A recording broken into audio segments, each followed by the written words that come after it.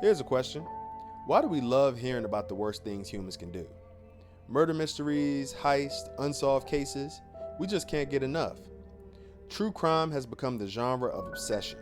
From podcasts to documentaries to that Netflix queue you probably don't want anybody to see. Why are we so hooked? And what does this say about us? Today, we're digging into the psychology behind our addiction to true crime. And trust me, it's going to get personal.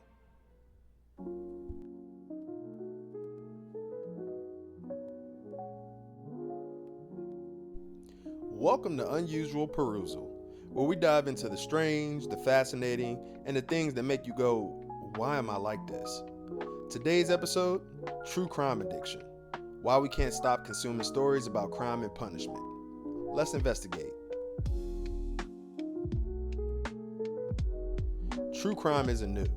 It's been lurking around forever. Back in the 1800s, people were reading broadsheets about Jack the Ripper. Fast forward to the 90s, and shows like Unsolved Mysteries had us glued to our TVs. But then came podcasts, streaming services, and Making a Murderer. And suddenly, true crime wasn't just a genre, it was a movement. Now it's everywhere. And let's be real, we're all a part of it. So why do we love true crime? For starters, it's all about survival. Our brains are hardwired to pay attention to danger. True crime triggers that primal need to understand threats, even if it's from the safety of your own couch. But it's also about control. Crime stories let us dive into chaos while feeling safe, like watching a storm through a window. And then there's the mystery part of it. Solving a crime, even from a distance, lights up the same parts of your brain as solving a puzzle. It's dopamine, baby. Alright, so here's the unusual part. True crime? It isn't just informative, it's entertainment. We've turned real-life tragedies into binge-worthy content. Entire podcasts dissect murder cases over wine. TikTok influencers break down unsolved mysteries like their makeup tutorials, and Reddit threads turn every user into a wannabe detective. And while we're consuming it, we forget that these are real people, real lives, and real tragedies. It's a fine line between curiosity and voyeurism, and we walk it every day, me included. But let's pause for a second. True crime isn't just about solving mysteries, it's about the real people involved. Every case we consume has families, victims, and survivors attached to it. Some argue that true crime exploits their pain for entertainment. Others say it spreads awareness and helps bring justice. It's a moral tightrope, and depending on where you stand, it can feel like we're either shining a light or exploiting the darkness.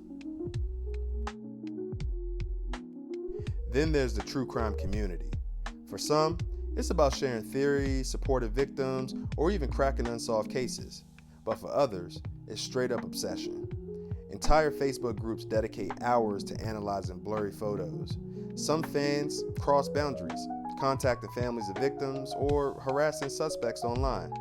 It's a reminder that fascination can sometimes go too far. So why won't this obsession fade anytime soon? Because true crime isn't really about crime. It's about us. Our fears, our curiosity, our need to find order in chaos. As long as there's mystery, danger, and the hope of understanding it all, we'll keep watching, listening, and debating. True crime doesn't just show us the worst of humanity. It lets us ask, what would I do? And maybe that's why we can't stop. There you have it, the psychology, the culture, and the strange addiction to true crime. It's a genre that pulls us in, makes us think, and occasionally makes us check the locks twice. If you enjoyed this deep dive into the unusual, hit that like button, subscribe, and join us next time for more curious tales. Until then, stay curious, stay bold, and always keep perusing the unusual. Thanks for watching.